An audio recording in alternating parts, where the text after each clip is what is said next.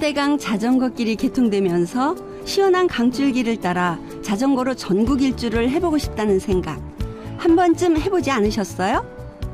저도 한강 근처에 살고 있어서 자주 강변길을 걷는데요. 자전거 타시는 분들 보면 정말 부럽더라고요. 기존에 있는 것도 내 사이즈에 다 맞게 사이즈도 다 돼 있는데 굳이 맞춤식으로 해가지고 살 사람이 몇 명이나 있겠어요. 아주 극히 드물 것 같아요, 내 생각에. 그래서 좀 맞춰서 하는. 그거 조절하면 되잖아요. 어떻게? 조절되니까. 안장은 그 조절되고. 이거 또 풀면 올랐다 내려갔다 하고. 맞추면 되죠. 네. 불편한 점은 없어요? 불편한 거 거의 없어요. 자전거 이용 인구가 1,200만 명이나 된다고 하죠. 그 숫자만큼이나 자전거의 종류도 아주 다양합니다. 그런데 사람마다 체형이 다 달라서 자신에게 안 맞는 자전거를 타면 쉽게 피로해진다고 해요. 그래서 몇 년 전부터 자전거를 자신이 직접 만들어서 타는 수제 자전거 공방이 하나둘씩 늘어나고 있습니다. 지금 보시는 이곳은 그런 분들을 위해 자전거를 만드는 방법을 가르쳐주는 곳인데요.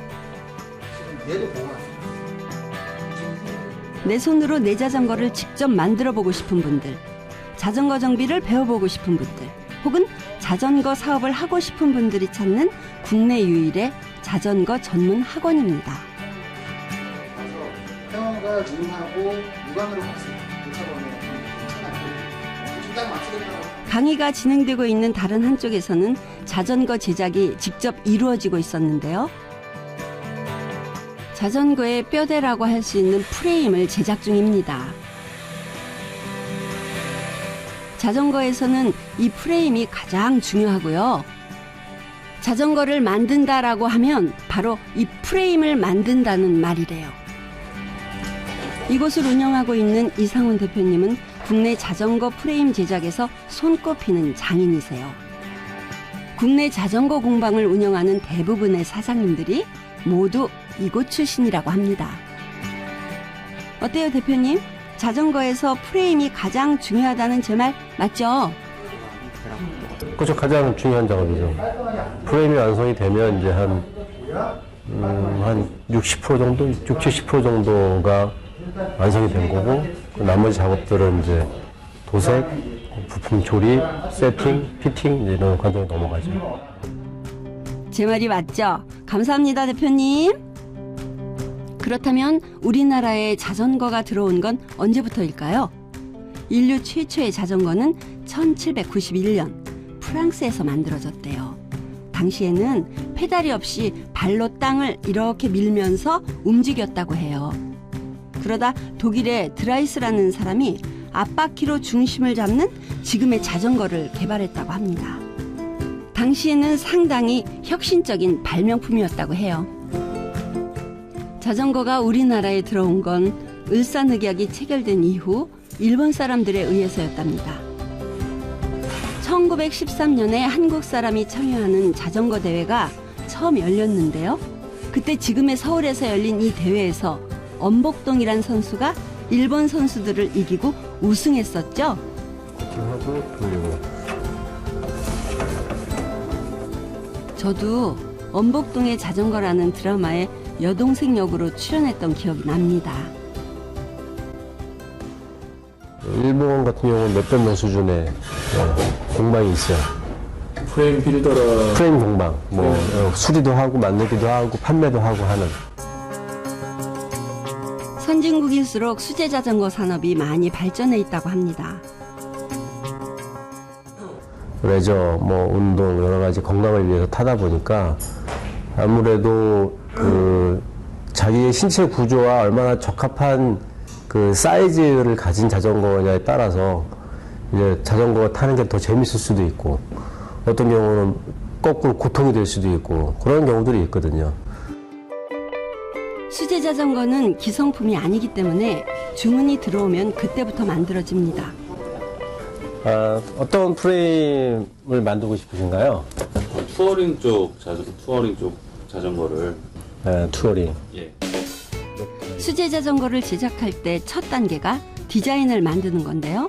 주문자의 요구와 용도에 맞게 형태와 색상 등을 결정하는 겁니다.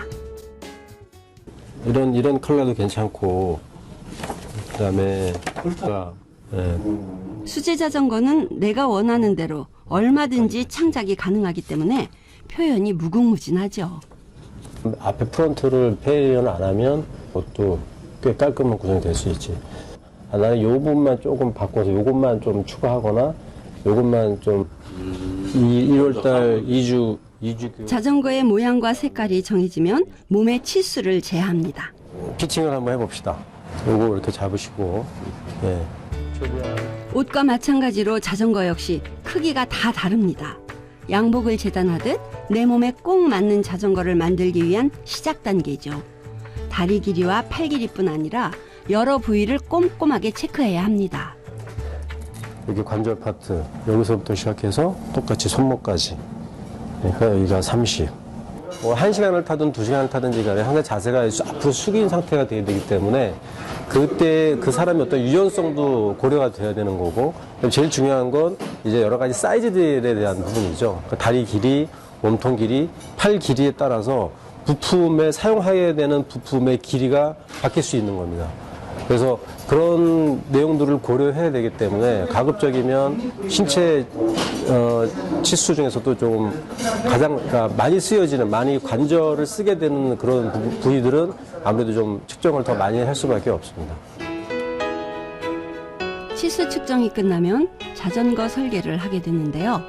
연필 등의 도구들을 이용해서 종이에 설계를 하거나 자전거 캐드라는 컴퓨터 설계 프로그램을 이용해서 자전거를 가상으로 만들어 볼 수도 있습니다. 컴퓨터 프로그램은 치수만 입력하면 용도에 맞는 프레임의 크기를 얻을 수 있는 편리한 장비입니다. 기본적으로 이제 여행용 자전거를 원하시기 때문에 그거에 맞춰서 지금 프레임 작업을 설계를 하고 있습니다. 자전거의 프레임은 총 10개의 금속을 이어붙여 만들어지는데 그것의 길이와 굵기, 각도에 따라 자전거를 편하게 탈 수도 있고 쉽게 피로해지고 힘들어질 수도 있습니다. 완성된 모습을 미리 볼 수도 있죠. 몸의 체형과 자전거의 용도에 따라 가장 알맞은 크기를 찾아내는 것이 설계의 핵심이라고 할 수 있습니다. 기존에 사용자가 자전거를 탔을 때에 가졌던 여러 가지 습관들, 그 다음에 기존 자전거에서 느꼈던 여러 가지 다른 불편함들, 이런 부분들이 있다라고 하면 그런 것까지 같이 고려가 돼야 되죠. 그래서 기존에 타던 자전거들의 어떤 치수들, 뭐 부품들의 구성이라든지 이런 것들을 같이 고려해서 약간의 변화를 주고 싶은 부분이 어딘지, 얘를 변화했을 때는 어떻게 전체적인 자기의 라이딩 포지션이 바뀌는지, 이런 부분들도 같이 고려하는 게 맞습니다. 대량으로 자전거를 만든다면 컴퓨터로 설계된 도면을 출력하여 그대로 제작하면 되지만 이상훈 씨는 종이 위에 다시 한번 1:1 설계 도면을 그립니다. 1:1 도면이란 실제로 만들어질 크기대로 도면 위에 그려보는 것을 말하는데요. 컴퓨터로 분석한 후 얻어진 10개의 프레임들을 다시 손으로 하나하나 실제 크기대로 그려봅니다.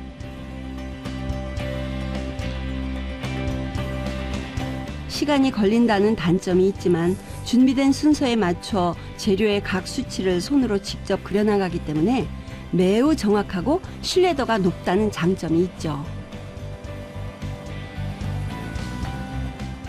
이렇게 힘들게 손으로 설계를 하는 이유는 자신이 만드는 자전거가 보통 일상용품이 아니라 작품이라고 생각하기 때문입니다. 이렇게 손으로 그림을 그리면서 이상훈 씨의 머릿속에는 자전거가 벌써 만들어지는 거죠.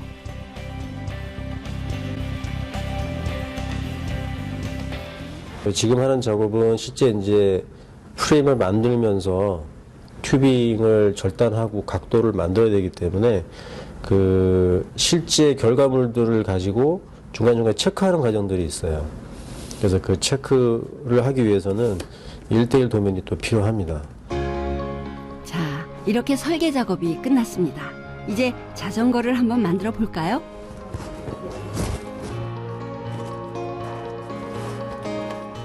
프레임을 만들 때 사용하는 금속은 크로멀리라는 재료를 쓰는데요. 크로멀리는 국내에서 생산이 되지 않기 때문에 전량 외국에서 구매해야 한답니다. 자, 이것들이 자전거를 만들 때 들어가는 부속품이래요. 이렇게 보니 이게 자전거가 될까 싶기도 한데요. 자전거는 각 부위마다 명칭들이 있습니다. 그리고 완성된 자전거의 쓰임새에 따라 저 구성품들의 길이와 각도가 모두 달라져야 한다네요. 자, 제일 먼저 포크를 제작해 볼까요? 포크는 우리가 음식 먹을 때 쓰는 포크처럼 생겼어요. 자전거의 앞바퀴가 들어가는 부분으로 두 개로 나뉘어져 있죠. 포크 끝을 약간 휘어지게 만들어야 하는데요. 이렇게 곡선으로 해야 자전거 탈 때 힘이 덜 든다고 합니다.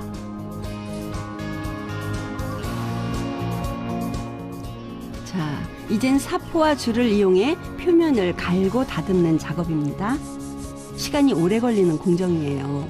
그런데 사실 우리나라에는 이런 자전거를 만드는 공방이 손에 꼽을 정도로 거의 없답니다. 이상훈 씨는 그런 면에서 첫 손가락 안에 드는 분입니다. 이상훈 대표는 벤처기업을 운영하던 사장님이었는데요. 30대 중반에 크게 실패를 하고 절망을 할 때 자전거를 타면서 기분을 달랬다고 해요. 그러다 자전거를 타는 사람들이 너무 많은 것을 보고는 아, 이게 사업이 되겠구나 라는 생각을 했다고 합니다. 그 타는 순간만큼은 제 현실을 약간 잊을 수도 있는 그런 하나의 도피처였기 때문에 그런 게 충분히 저한테 그 역할을 다 해주고 나서 자전거 자체로 그러면 자전거 관련돼서 뭔가 해볼 수도 있지 않을까? 라는 생각을 하게 된 거죠. 그리고는 35세 나이에 미국의 수제자전거 교육기관으로 훌쩍 유학을 떠났습니다. 대단하죠. 그렇게 공부를 하고 정비 자격증과 바이크 빌더, 즉 수제 자전거 자격증을 받게 되면서 제2의 자전거 인생이 시작된 거죠. 이거는 뭐 실패하더라도 나한테 기술은 남지 않을까. 뭐 내가 계약하는 게 혹시 안 되더라도 내가 샵을 운영하는 데 있어서 또 그 부분만큼은 도움이 되지 않을까. 뭐 믿져야 본전이라는 생각을 하고 사실은 간 거죠. 그리고 한국에 와서 자전거 매장을 운영하면서 자신의 꿈이었던 자전거 교육을 시작했습니다. 10년 전 자전거를 배우고 싶었지만 한국에는 배울 곳이 없어서 미국으로 떠나야만 했던 자신을 생각한 거죠. 자신과 같이 자전거에 관심을 가진 사람들이 쉽게 전문 지식을 접할 수 있는 기회를 주고 싶어서였답니다.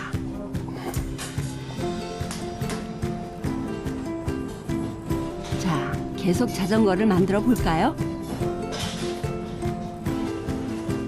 아까 만들어 놓았던 포크 2개를 본체와 이어서 용접을 합니다. 하얀 물질은 플럭스라는 건데요. 용접할 때 잘 붙도록 도와주는 물질이랍니다.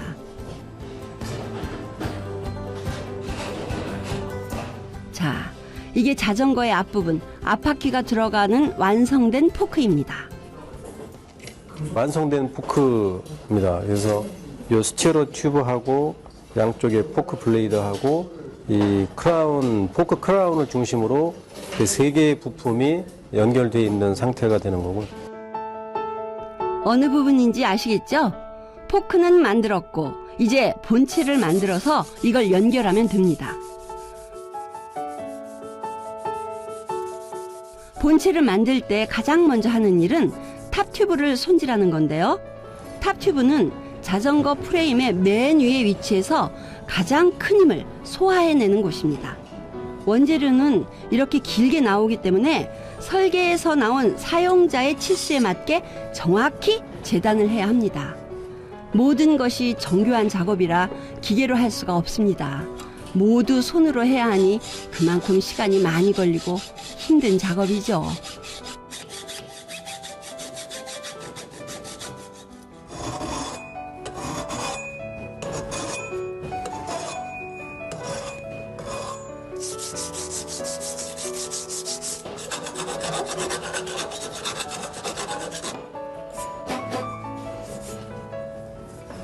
이렇게 절단 작업이 끝나면 이제 마이터링이라는 걸 하게 되죠.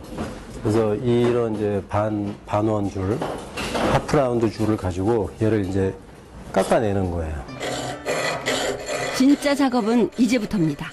바느질이 한 땀 한 땀 있듯이 튜브의 길이를 한 치의 오차도 없이 맞춰야 하는 건데요. 이 작업을 마이터링이라고 부릅니다.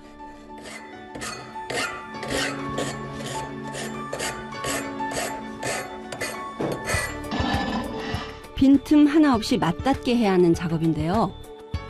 무엇보다도 용접 작업을 견디고 비틀어짐이 없게 하려는 작업이다 보니 가장 많이 반복하고 또 반복해서 오차를 줄이게 됩니다.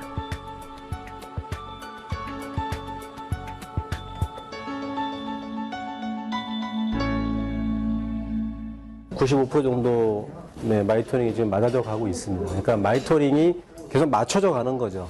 하나의 과정을 통해서 한 번에 딱 끝나는 게 아니라 조금씩 계속 맞추고 깎고 조정하고 세팅하는 작업을 통해서 최종적으로 이제 완성이 될 때까지 작업을 하게 됩니다. 작은 오차가 있어도 처음부터 작업을 다시 해야 하는 작업. 설계도면에 맞출 때면 긴장을 늦출 수 없는데요. 이 수치에 굉장히 민감할 수밖에 없죠. 작업이 어떻게 되었을까요? 보는 저도 긴장이 되네요. 자전거를 만드는 작업 중에 프레임을 만드는 것이 중요하다 보니 이것만 전문적으로 만드는 직업이 생겼다는데요. 외국에서는 꽤 인기 있는 직업이라고 합니다. 나도 한번 도전해 볼까요?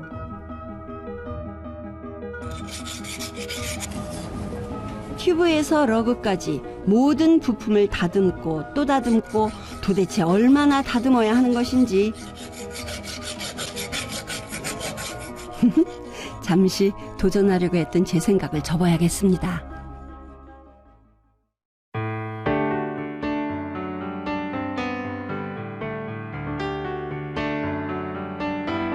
이곳은 또 어디일까요? 아니, 이상훈 대표님은 왜 오셨어요?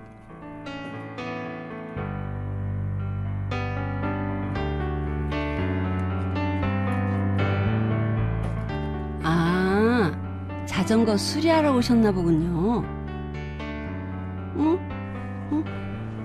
어디 가세요, 대표님? 26인치, 27.5, 700C 세 가지거든. 사이즈별로 각각 몇 개 수정 남았는지 체크해보고. 물건을 사러 오신 모습이 아닌데요. 여기는 미군 부대 안에 있는 제가 운영하고 있는 매장입니다. 매장도 운영하시는 거예요? 네. 지금 주로 이제 미군들 대상으로 하는 자전거 판매, 정비 이런 것들을 하고 있습니다. 우와, 이 넓은 매장을 운영하시는 사장님이셨군요.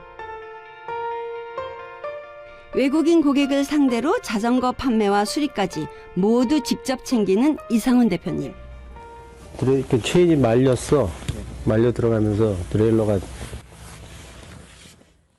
교육이 없을 때는 매장에 와서 자전거 수리도 직접 챙기신다니 열정이 대단하십니다.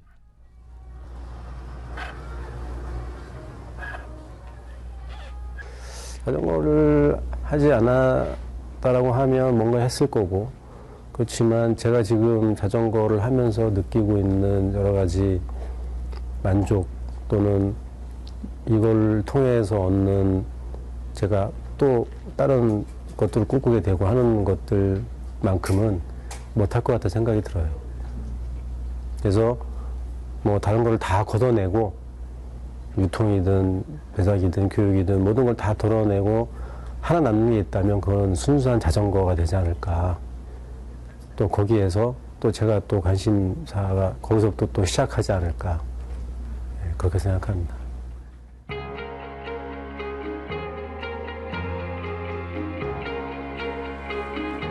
자전거 한 대를 완성시키는 시간이 짧게는 몇 주에서 길게는 몇 달까지인데요. 고객이 원하는 시간 안에 맞추기 위해서는 빈틈없이 움직여야 합니다. 이제 마지막 용접 작업만 남았는데요. 최종적으로 용접이 모든 부분에서 다 끝나기 전까지는 계속 긴장을 해야죠. 불을 다루는 작업이다 보니까 이제 자전거의 형태를 볼 수가 있을까요? 프레임을 세우고 앞 포크를 끼운 다음 뒷바퀴를 끼고 앞바퀴까지 끼우면 짠! 이제야 자전거처럼 보이는데요. 저도 얼마나 이 시간을 기다렸는지 모르겠어요. 앞으로 이제 이 상태에서 여러 가지 이제 핸들바, 뭐 안장, 크랭크, 구동계, 실제로 자전거를 탈 수 있는 상태 부품들을 조합을 해야 되고, 그 전에 이제 그 도색 작업을 해야죠. 그래서 여기 이제 또 고객이 원하는 컬러를 입히고, 또 여러 가지 뭐 무늬라든지 이런 걸 넣을 수 있으면, 그런 원하는 것들이 있으면 그 부분도 커스텀이 가능합니다. 그래서 그 작업이 끝난 후에 최종적으로 이제 부품들을 조합을 해서 실제 라이딩을 가능하게 해야죠. 새로운 인생을 위해 오늘도 이상훈 대표는 자전거를 만듭니다.